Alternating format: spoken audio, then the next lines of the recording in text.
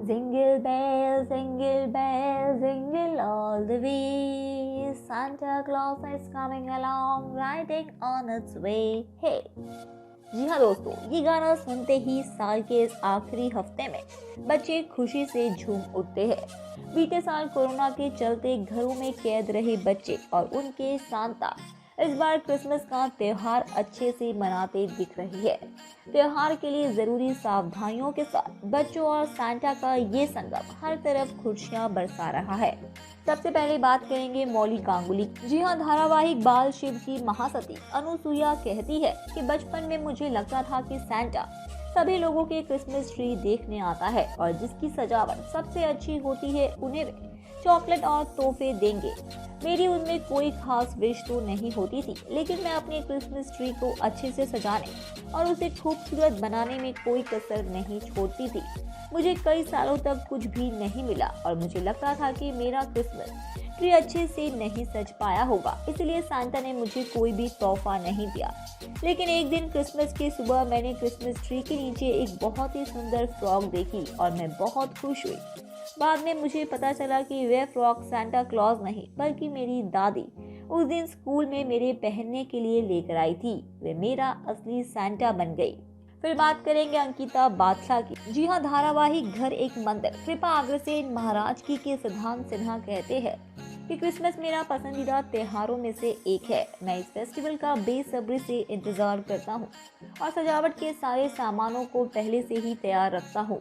मुझे मीठा हमेशा से ही पसंद रहा है और बचपन में मैं चॉकलेट का दीवाना था। मेरे लिए क्रिसमस का मतलब है दिल खोलकर चॉकलेट खाने का दिन।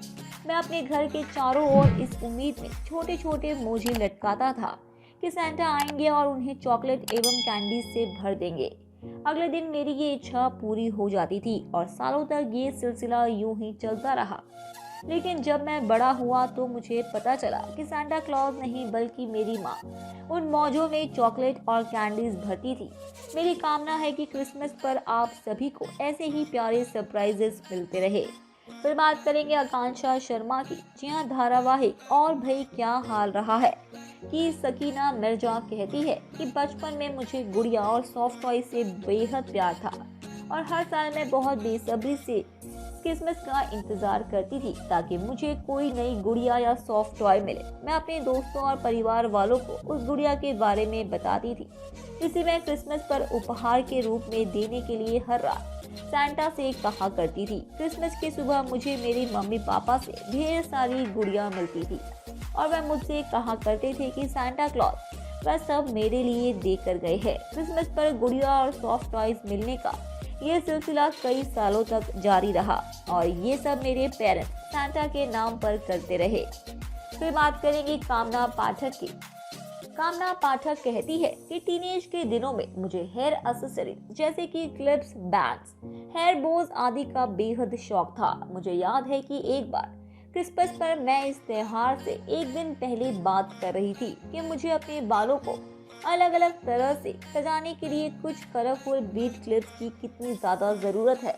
अगले दिन मुझे एक बॉक्स मिला जो बीड क्लिप्स और तरह तरह के क्लिप्स एवं बैंड से भरा हुआ था।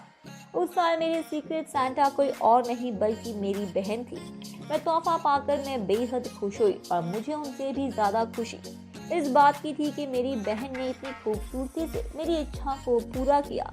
फिर बात करेंगे शुभांगी अन्य की। जी हाँ, धारावाहिक भाभी जी घर पर है कि अंगूरी भाभी कहती है कि स्कूल के दिनों में मेरी एक क्लासमेट ने मुझे बताया था कि कैसे सांता क्लॉज उनके घर पर आए और क्रिसमस ट्री के नीचे एक बैडमिंटन रैकेट लटका कर चले गए।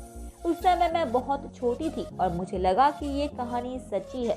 हालांकि क्रिसमस सेलिब्रेशन खत्म हो चुका था, लेकिन फिर भी मैंने सांता से विश मांगने की सोची क्योंकि मुझे डांस करना और गाना बेहद पसंद था और इसलिए मुझे टेप रिकॉर्डर चाहिए था। मैंने कागज पर एक क्रिसमस ट्री बनाकर काटा एवं उसे हरे रंग से रंग दिया और उस पर टेप रिकॉर्डर लिख दिया। मुझे उम्मीद थी कि अगले दिन सांता क्लॉज मुझे वह उपहार जरूर देंगे और अगले दिन ऐसा ही हुआ जब मेरे सांता कोई और नहीं बल्कि मेरे पिता थे। मेरे पिता मेरे सांता थे और इस विरासत को आगे बढ़ाते हुए मैं हर साल अपनी बेटियों की सांता बनती हूँ और उनकी विशेष पूरी करती हूँ। आप सभी को हमारी तरफ से मैरी क्रिसमस।